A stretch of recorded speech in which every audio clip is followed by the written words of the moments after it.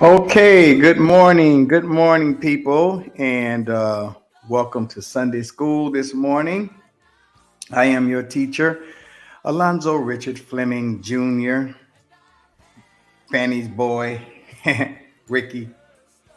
Thank you for joining me this morning. I'm not going to be before you too long because I have another engagement this morning. So I still will go through our lesson this morning, and you still will get a quality of wisdom, knowledge, and understanding coming from you to me and then coming back to you. So again, I thank you for joining me this morning. Let me get myself together here real quick, make sure everything is going. Uh, yep. My flux capacitor is fluxing, and I am ready to rock and roll this morning. This morning we're coming out of now. Today's lesson actually is out of a previous lesson. If you're studying the Course in Miracles, don't think that you're behind because you're on lesson number 78, I believe. But we're coming out of lesson 76 this morning because I want to lay down some tracks, if you will, to coin a rapper term, a musician's term. I want to lay down some tracks and reinforce a premise to help us to overcome or get past the grievances that we hold, because it's the grievances that we hold. They're not there because they're there because someone did something to us. Our grievances are the result of us holding them to us. Do you see the difference? If you let your grievance go, it will go. The unreality of it will appear and it will disappear from you. However, a good way to help us to let go of our grievances, and grievances are things that we have that someone or something or some situation wronged us, and we are less as a result of that. That is what I'm using the word grievance for. But again, if we release the grievances, we can see they remove the scales from our eyes, and then we see our real power and see how we can influence a situation and change a situation to our best, to what's best for all that's involved.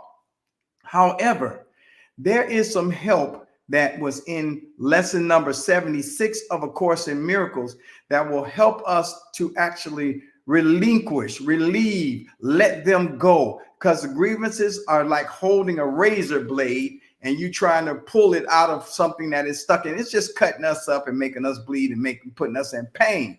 There's a way to help us to relinquish, release our grievances.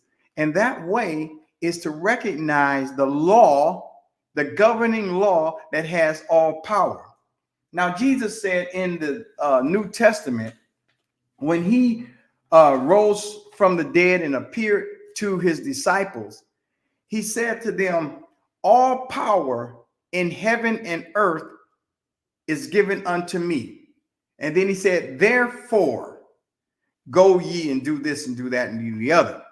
And he also said in another place on the Sermon of the Mount that in his prayer, thy will be done in heaven or in earth as it is in heaven.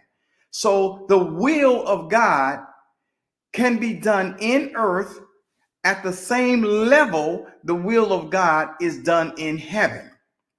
And the will of God is not for us to hold grievances, because why would God hold a grievance when all power in heaven and earth is God? God has no need to hold a grievance. God has no need to feel offended. God does not feel offended by you. What power do you have that you can actually offend God or do something against God to cause God, you causing God to move according to your behavior? When you understand the power of that whole reality, then you realize that you can walk in confidence, because there's nothing you can do, nothing you can say, nothing you can think that has the potency to cause God. As though God is walking in time with you and has no concept like you of the past or the present or the future, that God sees the same way you see. So when you come to understanding that there is no power, that God has all power, and therefore there's no power that can come against God to cause God. I can't emphasize this enough, because it has the ability to liberate us from this Neanderthal thinking that God is subject to our whims. How you feel, God must be feeling that way. How you think, God must be thinking that way. What you do, God must be reacting to it. This is not the case. This is the ability those are the premises, brothers and sisters, of the ego, the devil, as we call it, to control you by making you think God is angry at you for what you think, do, or say. It's not true. It is not true. It simply isn't true. So we're talking this morning about I am under no law but God's, and it's coming out of A Course in Miracles, lesson number 76. So I think get your notes out, get your notebook out. You know, I give a lot of information in one sitting because you can digest a lot of information in one sitting. You are not little children in the sense that you don't have a handle on the English language. So but you may want to go back to the verses of scripture that I talk about and different definitions that I use and research it further. So we're talking about laws, and I am under no law but God's. And so I guess it's beneficial to us if we let me open the chat room here so I can know. So good morning, everybody that's here. I apologize. I just tend to get right into the thing, man. Good morning, Keith. Good morning, other Facebook users. Good morning, and thank you for coming. Thank you for listening on Facebook, on YouTube, and on, let me see. Yeah, I got two things on Facebook and one YouTube. Anyway, what is a law? Now, this is going to help you snap the power of addictions. This is going to help, and it doesn't matter what the addiction is. See, you can be addicted to things that are tangible and seemingly intangible. So whatever you are struggling with, this premise, what we're about to deal with this morning, has the power to snap that from your mind. I kid you not. What is a law? A law, brothers and sisters, is a rule of conduct or action that has been prescribed or formally recognized as binding or enforced by a controlling authority. In other words, a law is just simply a barrier, as it were. I'm using it as a barrier just in this sentence, to control your conduct. It's a way to control your actions. And the laws that we have are based on presumptions. There are things underneath that's guiding the reason why a particular law is in effect. And laws are based on relationships between individuals. And then you have designations of laws, which I found interesting as I looked at it. Like, for example, an in-law, a mother-in-law, a brother-in-law, a sister-in-law. And an in-law is based on a relationship between someone who is the result of a marriage. So, for example, I call my in-law through marriage my wife. You call your in-law through marriage your husband. They are really in-laws. They're not blood related to you. See, they are related to you as a matter of law. And when I looked up that definition and that description, something occurred to me. Was an in-law related to you before or after the marriage. Think about the implications of that. Was your in-law related to you before or after the marriage? If the in-law is related to you after the marriage, you can see clearly that it's just a matter of law, that somebody said over here that you two are related because you did this, that you went to the state, you got a license, or whatever the procedure is, you jump the broom. I know when I get married, we jumping brooms. That's how I'm going to pull it off. I'm jumping the broom. But yeah, I'm jumping the broom. But the law says that you are related because you did this procedure. It's almost arbitrary. You're related because you said hocus pocus dominocus could be a law that would cause you to be an in-law with someone else. But the question I was pondering, was an in-law related to you before or after marriage? That depends on how you're looking at it. If you're looking at it from man's point of view, then man who is inside of time, you know, this second, he sees a division between you being an in-law and being related. Because he says when you get the piece of paper, you are now related. But when you look at it in terms of eternity, then you can see that it never was not a situation. It was never, when you expand time and try to look at it from eternity, you have to start asking yourself this question. When did this relationship occur? Because you see what I'm saying? Does that make sense? I'm trying to show you a higher order of thinking.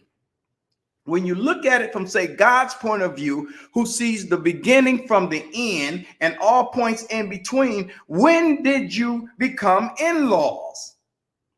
So this kind of gives you a clue to your real relationship between yourself and your brothers and yourself and God. Because we're in time, and as a result of being in time, we have been subjected to perception as a result of time. And that's why we can't see the future. That's why in using the current apparatus and current knowledge, we can't see the future or can't go back to the past. So a law is a rule of conduct or action. It governs your conduct or action. Now, there are three common types of laws among humanity. You have the criminal law, and this criminal law is put in place in order to control those who would deviate from the normal conduct among citizens of any particular society.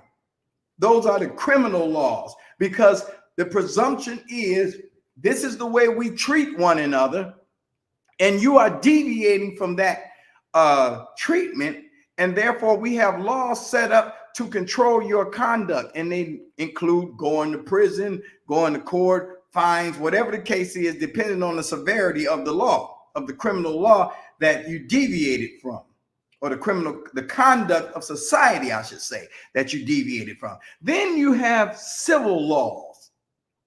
Civil laws, better known as common law, they resolve disputes between citizens, you know, non-criminal disputes. You know, you put your fence on my land, and so you have there's a dispute between us that regarding where the property line ends and begins. Then you have what's called administrative law. And administrative law in society is the laws governing the government, what the government can and cannot do. And I know we get a lot of propaganda about China and Russia and all the people who we call our enemies, that they are just lawless. It's simply not true. You cannot have a society unless you have laws. They have administrative laws that govern the conduct of their government, just like we have administrative laws. And they have people who violate those laws and come up under criminal law, just like we do. In fact, we have a former president. The rumor is he's going to be indicted for a criminal law coming up. this week. So these are the most common types of laws. Then you have maritime law. Now the maritime law is the governing of the laws that govern situations at sea. I'm not going to go into that. I'm going to stick with this just to give you a simple definition and outline of the common types of laws. And I'm going somewhere and suggesting that we are under no law but God. But what does that exactly mean? So laws vary among men depending on the time, the place, and the political sentiments of that particular society. They make laws depending on that political climate and the people that happen to be at that time. For example, in America, generally speaking, we have the freedom of speech.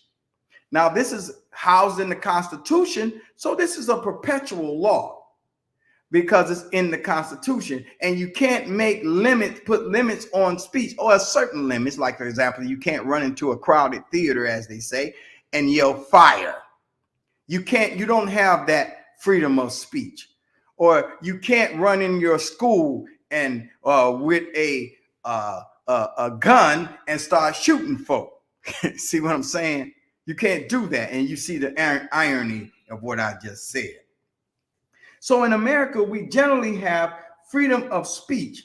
But I said that that laws are put in place depending on the time, the place, and the political sentiments of that particular society. There was a time when it was lawful to hold another man's body in bondage. It was legal to hold another man's body in this country in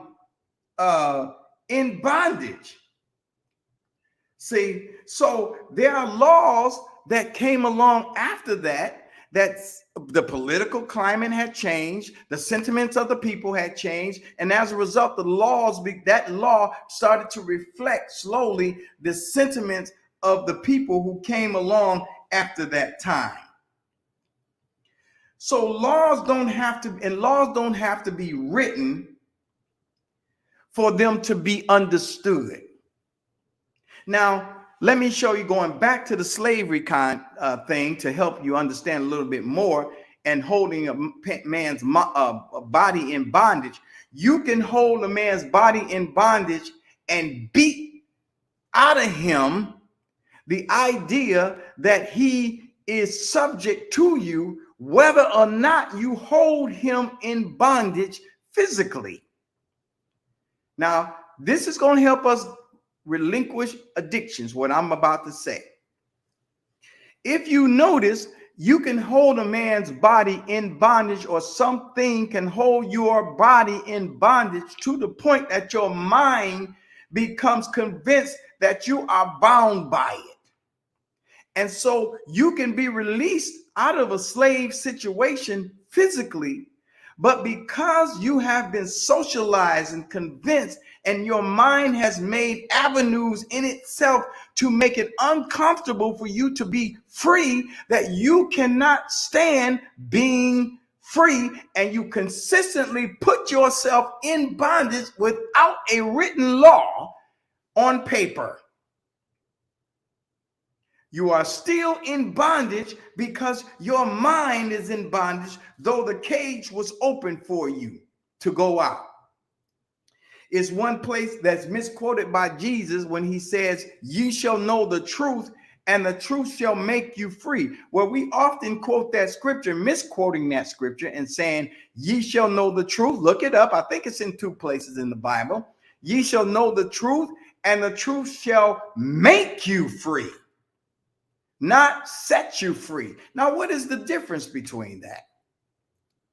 To be set free is to be like being in a bird cage, and someone opens the door for you and says you are free, and they walk away. Well, or being in a jail cell, and they open a jail cell and says you are free, and you have this choice of whether or not you want to walk out of that cage or that cell. That's being set free. You have the choice of walking out of that cell or not.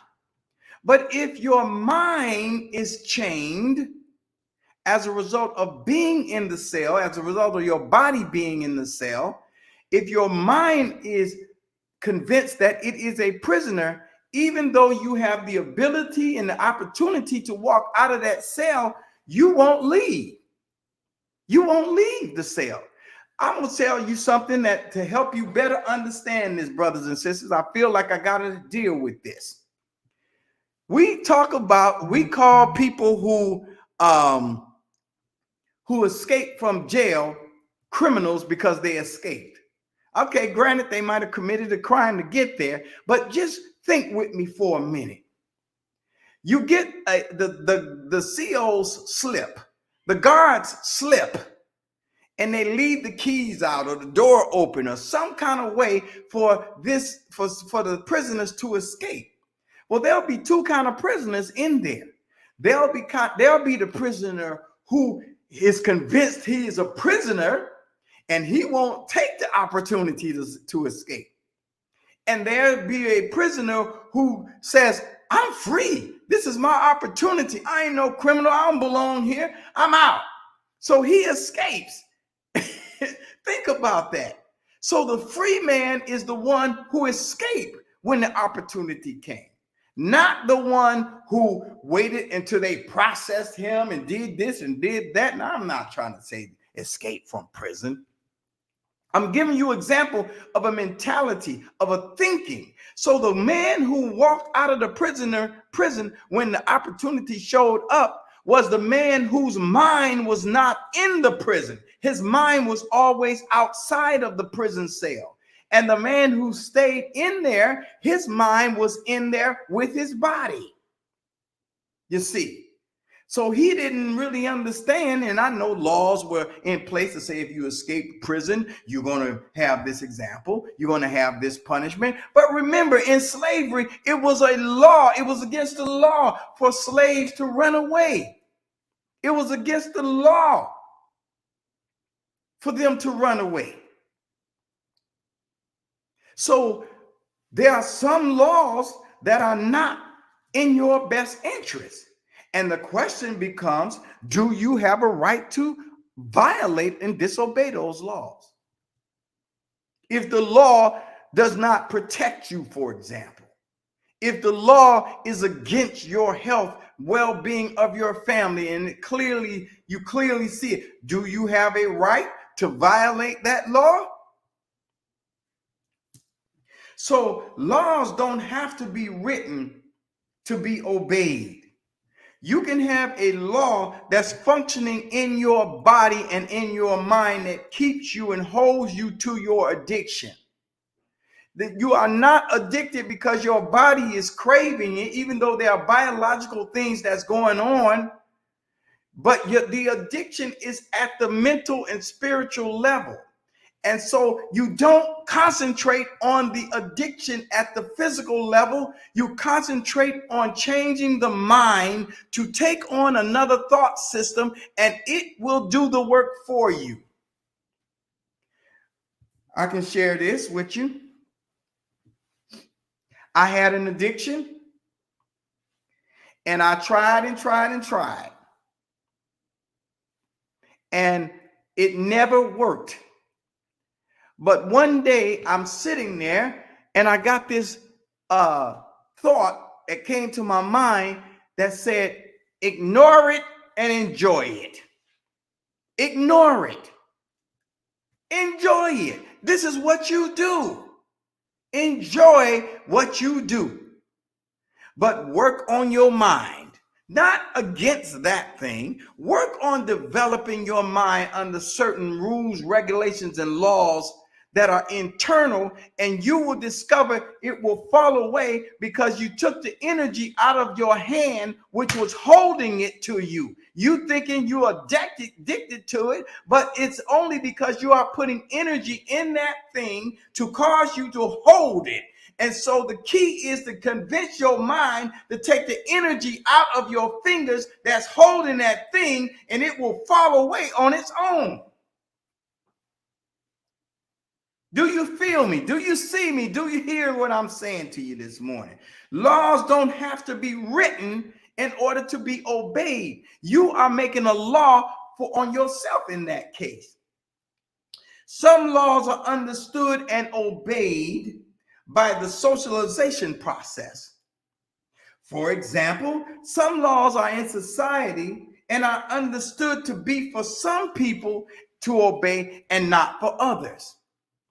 And so I want to deal with this Sunday school. I'm not dealing with Sunday school like you when you go to church this morning and they start talking about something that don't have nothing to do with you and boasting about somebody who has not been able to handle even one part of your reality.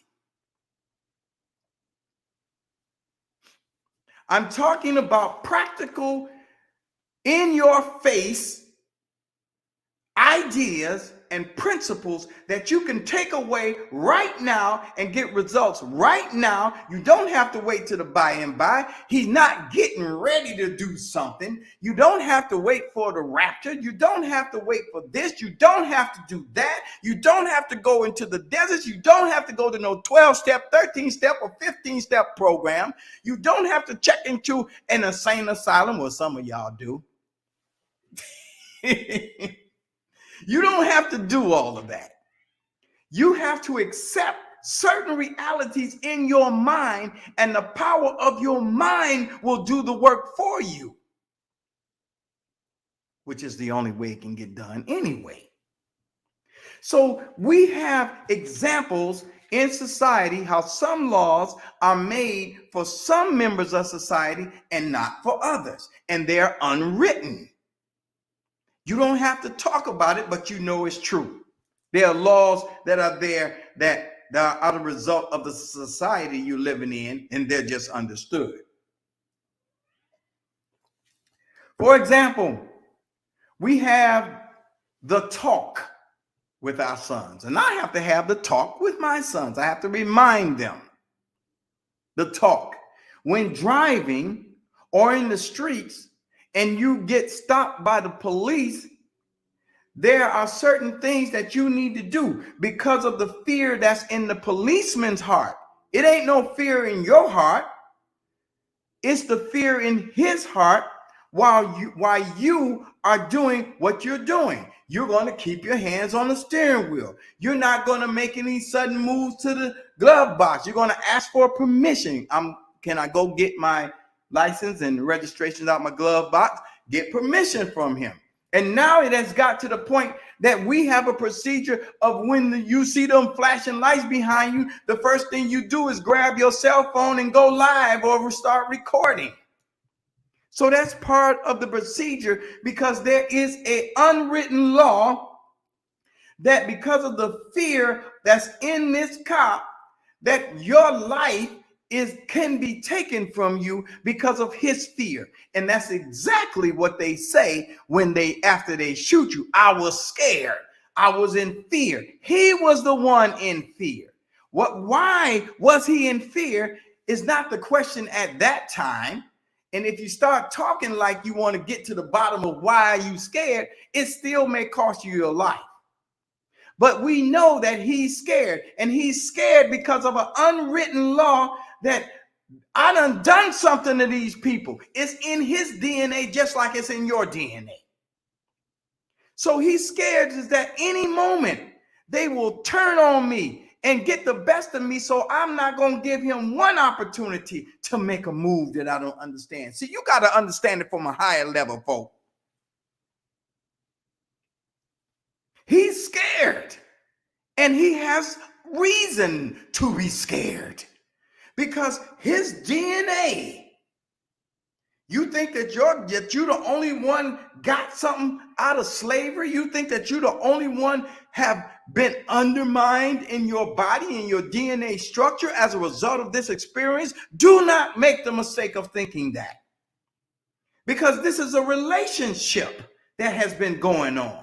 And this relationship has been defined in a certain way to where you got some situations that need to be healed. They got some situations. Oh, baby, they ain't superior, nor are you inferior. You better understand this. and everybody got to come to the same table. You better understand it. But there are unwritten laws, and that's one of them. It's designed for some people and not for others. Now, laws are based on premises or foundations of the person who is making the law, how he is thinking. And I said that, I alluded to that earlier, that is based on the premise and the foundation of the thinking of the person that's making the law. So you make laws for yourself. Do you know you make laws for yourself?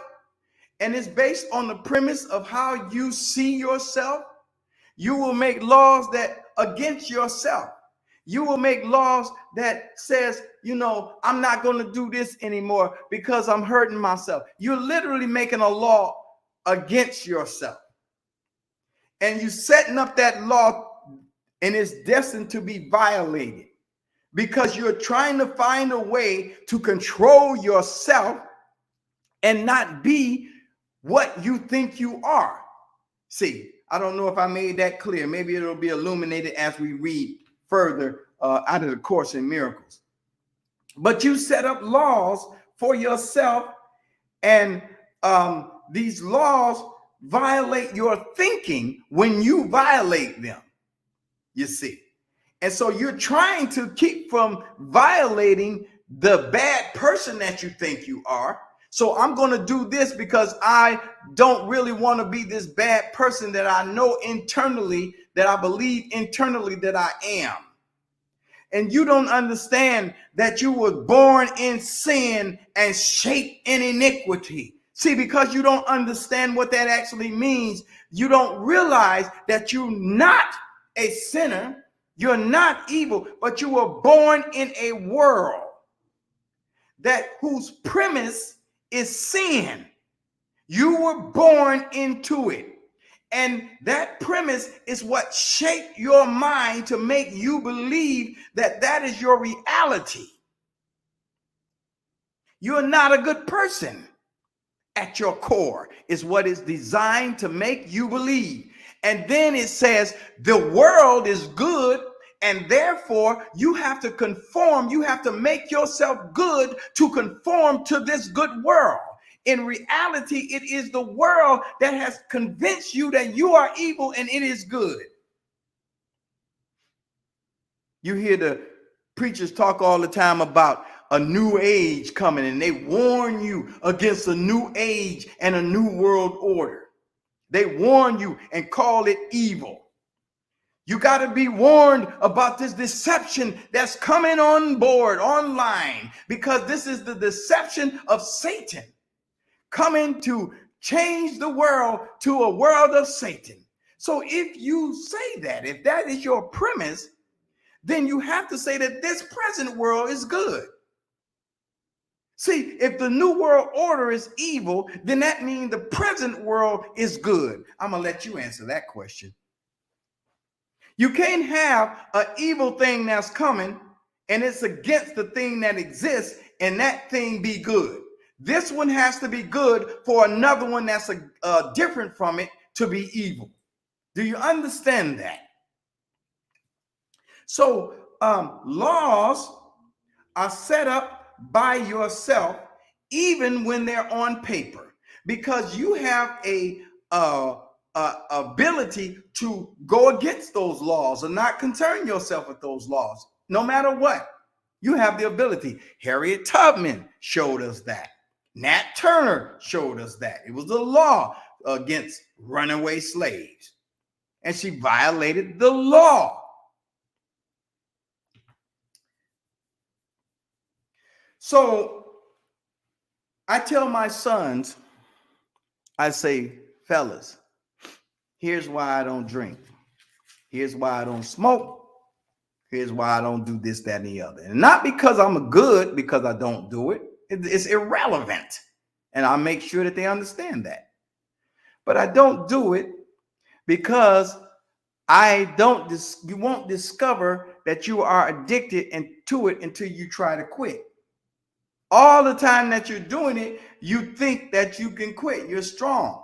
But when you try to quit, that's when the realization comes that we got a problem. So it's all a psychological thing. Now, God's law. The lesson is I am under no law but God's. And God's law, men make laws. God has a law, or God is law, or the all, or whatever your name is that you call God. And by the way, people say this is his proper name, that is his proper name. What's my proper name? Alonzo Richard Fleming is what my father gave me. My kids call me Dad. I'm an uncle. Hey, Unc. My nephews and nieces call me Unc. So my brothers call me brother. My enemies call me that. So what is the name? It's all talking about the same individual with the same characteristics in nature. So let's get past the barrier which creates a grievance. Let's get past being deflected from the truth by the name, the word we use, Jesus. Wasn't no Jesus back in the day. That name wasn't no John, Luke. Ain't no Luke's in the Middle East. Ain't no John in the Middle East, no Philip in the Middle East. Those are all European names. So don't get caught up on the name, folk. Get caught up on the nature. Show me a man that's an atheist, but does the righteousness of God, and I'll show you a godly man. Show me a Christian that is a hellraiser everywhere he go, and I'll show you a satanic mind. God's law is based on the premise too. There is only one law because there's only one, as in our reality as we have been exposed to. There are realities beyond our 3 and 4 dimensional learning. Your great grandchildren are going to laugh at us. They're going to laugh at you at some of the antics we're engaging in by thinking the knowledge of the universe is contained in 1 or 2 books. They're going to laugh at you. They're already laughing at you. My sons laugh at me because they know better. They know that the knowledge that's available is beyond my books. But we use the books to get there because we're trying to take the wisdom of previous generations to help us to move and evolve. So let me go back to it. God's law is based on a premise also. And it could be said that God's premise is himself. That God's premise is love. God is love. So God's law, there's only one, is based on the premise, the foundation of love. And concerning you, a knowledge of what you are. God's law is not based on ignorance. You will notice in the Garden of Eden story, he said he let the man name the animals. Why? To see what he would name them. Look it up in Genesis chapter 2. He wanted to see because he didn't know. He didn't know what the man would call them. And then it goes, whatsoever Adam called them, that's what they were called. But he did it because he didn't know. But God knows who you are. God knows. He's based on the premise of himself and herself and the knowledge of what you are. Now, when I say the knowledge of what you are, it's a distinction from a knowledge of who you are. A knowledge of who you are is based on your own designation, your own creation, your own definition that you have given for yourself. This is who I am. This is the characteristic that you have developed. And so things that we do, this is who I am. If you're a vulgar person, this is who I am. You've developed the characteristic of Nate and of vulgarity. But what you are is a whole nother matter. And those of us who are studying A Course in Miracles, we're evolving out of looking at our brothers and sisters as a result of who they are, the things they do, the things they say, how they feel, to a knowledge of what they are. We're evolving ourselves from looking at our brothers from a standpoint of who they are to a standpoint of what they are. That takes you to another level of reality. A Course in Miracles has a section on beyond the battlefield, and it talks about elevating beyond the battlefield so you can look down and you can see what the battle is really all about.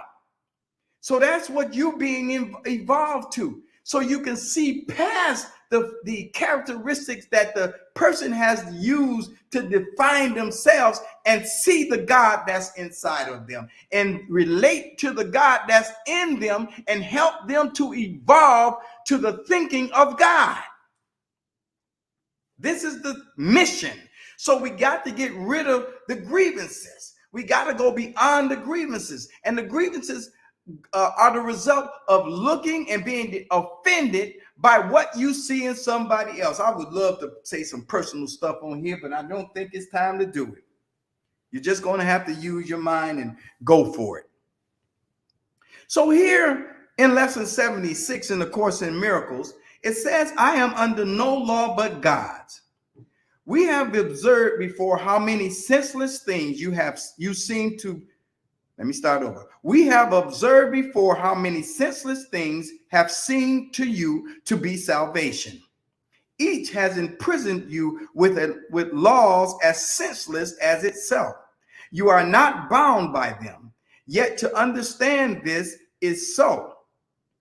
You must first realize salvation lies not there. While you would seek for it in things that have no meaning, you bind yourself to laws that make no sense. Thus do you seek to prove salvation where it is not. Now, salvation is being saved from something, and you're being saved from your own imagination.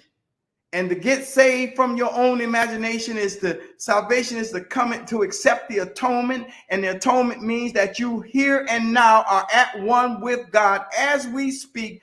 No matter what you're doing right now, no matter what you're thinking right now, you are atoned, and all you need do is accept it. There is no punishment for you not accepting it, because God knows that you cannot reject his law. You have not the power to violate it in the first place because of the premise upon which it is built. Today we will be glad you cannot prove it. For if you could, you would forever seek salvation where it is not and never find it. The idea for today tells you once again how simple is salvation. Look for it where it waits for you, and there it will be found. Look nowhere else, for it is nowhere else.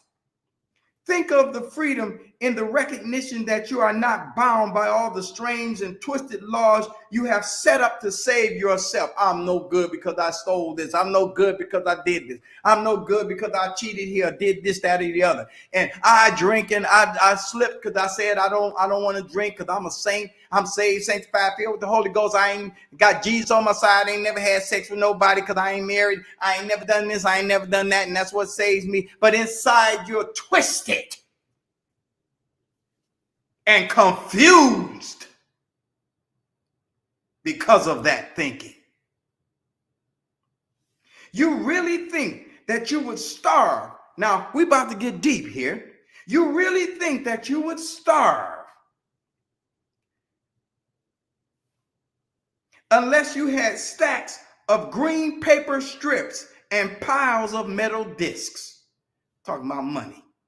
You really think a small round pellet or some fluid pushed into your veins through a sharpened needle will ward off disease and death? We really think this. We really think think that you are alone unless another body is with you. Hear me good. You really think that you are alone unless another body is with you. It is insanity that think these things. You call them laws and put them under different names in a long catalog of rituals that have no use and serve no purpose.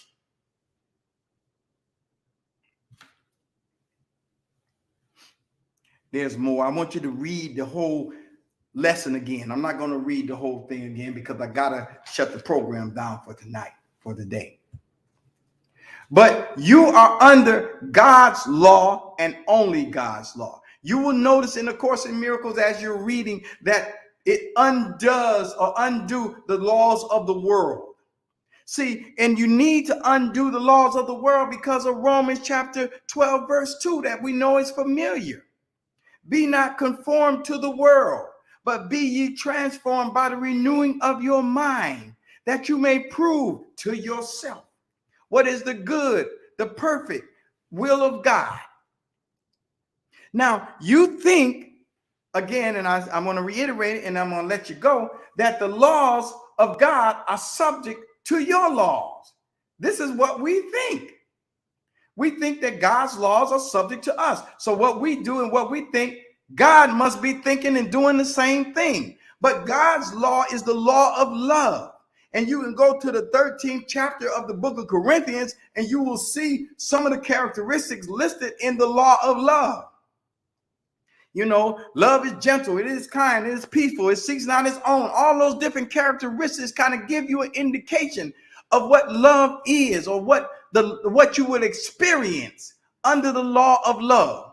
Now, when you transform by the renewing of your mind, according to Romans 12, chapter 2, it is transforming into the law of love, and it dissolves the laws of the world. And you say, well, brother, wait a minute. We got to have the laws of the world, or else we would do this or do that or be this or be that. It would be chaos. Do you think under the law of love you would have chaos? You have chaos under the laws now, right now, the present laws. You have chaos. The law of love, you can find certain aspects spelled out in the law of love in the Declaration of Independence, that among these are the life, liberty, and the pursuit of happiness. Do you know that comes up under the law of love? Do you understand that? You have the law of love in the Metu Neter, spelled out in the Metu Neter. You will see that you don't need a whole book full of laws if you subject yourself willingly under the law of love. Now, one other aspect of the law of God, and you are under no law but God's, because there is no law but God's. And when you convince yourself of that, you are ready to open yourself up to function under the power and the strength of the principles spelled out in A Course in Miracles. Listen, I'm going to close the program this morning because I got to get out of here. And I want you to tell somebody about your studies, share this program, share this Sunday school, and join Sunday school if you're not already in Sunday school. I'm Dr. Fleming, and I'm out of here.